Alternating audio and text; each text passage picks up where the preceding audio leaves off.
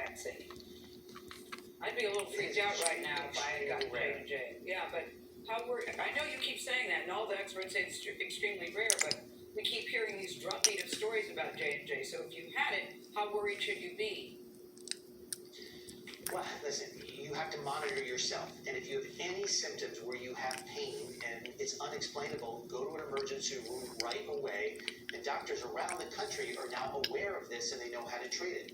So the key is, listen to your body. And if you start to feel pain somewhere and, or swelling somewhere, you need to go in to the doctor and be evaluated. It's easy to treat once we've identified it. But yeah, listen, it's horrible. Absolutely horrible. I wish that hadn't happened.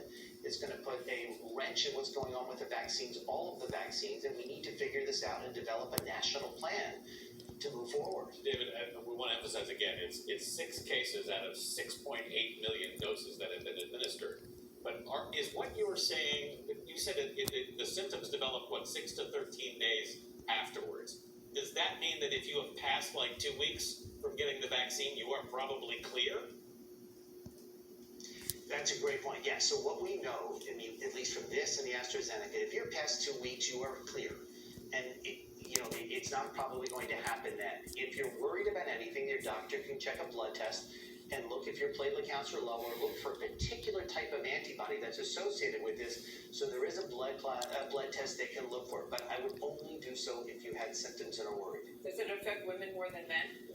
It's only women.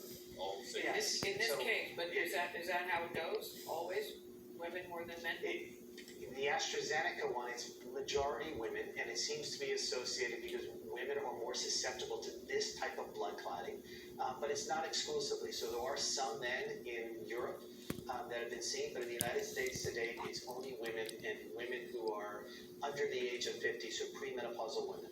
David, we do have to go, but I want to point out that the Pfizer and Moderna vaccine are made of a different technology, different platform, and so far, anyway, you correct me if I'm wrong, these concerns have not been brought up in relation to that platform. No, there have been hundreds of millions of Pfizer and Moderna with none of this seen, and it appears to be related to the adenovirus, what we call the carrier vector for this, and so it's different. All right, Dr. David Agus, thank you very much. We appreciate it. Coming up, how comedian and activist Jon Stewart is